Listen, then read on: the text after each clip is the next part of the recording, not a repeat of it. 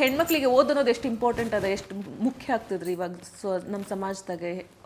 ಓದಂದ್ರೆ ಮುಖ್ಯ ರೀ ಅವ್ರಿಗೆ. ಅವ್ರ ಕಾಲ ಮೇಲೆ ಅವ್ರು ನಿಂದಿರ್ತಾರ, ನೌಕರಿ ಬರ್ತದ, ಅವ್ರಿಗೆಲ್ಲ ಗೊತ್ತಾಗ್ಬಿಡ್ತದ. ಕಲಿಯೋದು ಮುಖ್ಯ. ಈಗ ಶಾಲೆ ಅಂದ್ರೆ ಮುಖ್ಯ ಈಗ ರೀ. ಶಾಲೆ ಕಲೀಲಿಕ್ಕಂದ್ರೆ ಏನು ಸಾಧನೆ ಮಾಡೋಕ್ಕಾಗಲ್ಲ ಅಲ್ಲ. ನೀವು ಮಾಡಿರಲ್ಲ, ಸಾಲಿ ಕಲ್ತಿಲ್ಲ ಅಂದ್ರೆ ಸಾಧನೆ ಮಾಡ್ಬಿಟ್ರಲ್ಲ ನೀವು. ಮತ್ತೆ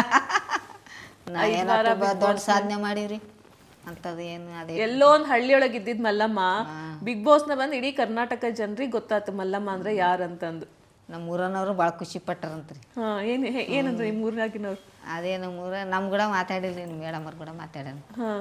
ಮನೇಶ್ವರ ನೀವು ಬರ್ರಿ ಮಲ್ಲಮ್ಮನ ಕರ್ಕೊಂಡು ನಿಮ್ಗೆ ಸನ್ಮಾನ ಮಾಡ್ತೀವಿ, ಸನ್ಮಾನ ಮಾಡ್ತಾರಂತ ಅಂತ ಕೇಳ್ಕೊಂಡ್ರ ಮಲ್ಲಮ್ಮ ಅಂತ ಹೇಳಿದ್ರು. ಅಂದ್ರೆ ಊರವ್ರಿಗೆ ಖುಷಿ ಅಲ್ಲ ರೀ, ನಮ್ಮ ಊರವ್ರೊಬ್ರು ಹಿಂಗೆ ಬಿಗ್ ಬಾಸ್ಗೆ ಹೋಗಿ ಬಂದಾರಂದ ಅಲ್ಲ. ಮತ್ತೆ ಎಲ್ಲೋ ಒಂದು ಹಳ್ಳಿಯೊಳಗಿಂದ ಯಾರಿಗೂ ಆಗದೆ ಇರೋದು ಮಲ್ಲಮ್ಮ ಮಾಡ್ಯಾರ ಅಂತಂದ್ರೆ ಖುಷಿ ಅವ್ರಿಗೆಲ್ಲರಿಗೂ. ನಿಮ್ಮನ್ನ ನೋಡ್ಬೇಕಂತ ಎಲ್ಲ ಫುಲ್ ನೋಡ್ತಿರ್ರಿ ಮಲ್ಲಮ್ಮ. ನೀವು ಕಾರ್ನ ಹೋಗ್ತಿರ್ತೀರಿ, ಫುಲ್ ನಿಮ್ ಹಿಂದ್ಗಡೆ ಜನ ಬರ್ತಿರ್ತಾರ ಮಲ್ಲಮ್ಮನ್ ನೋಡ್ಬೇಕು ಅಂತಂದು. ಹೌದ್ರಿ? ಹೌದ್ ಮತ್ತೆ ನೋಡ್ತಿರ್ರಿ ನೀವು. ಅವಾಗ ನೆನ್ಸ್ಕೋರಿ ನಾನು ಹೇಳಿದ್ದು. ಇವ್ರು ಹೇಳಿದ್ರು ಕರೆಕ್ಟ್ ನಂಗೆ. ಅವಾಗ ಎಷ್ಟೊಂದ್ ಜನಕ್ಕೆ ಮಲ್ಲಮ್ಮ ಗೊತ್ತಿರ್ಲಿಕ್ಕಿಲ್ಲ. ಗೊತ್ತಿರ್ಲಿಕ್ಕಿಲ್ಲ. ಈಗ ಎಲ್ಲಾರು ಮಲ್ಲಮ್ಮ ಯಾರಂತ ಗೊತ್ತಾಗ್ತದ, ಎಲ್ಲರಿಗೂ ಗೊತ್ತಾಗ್ತದೆ.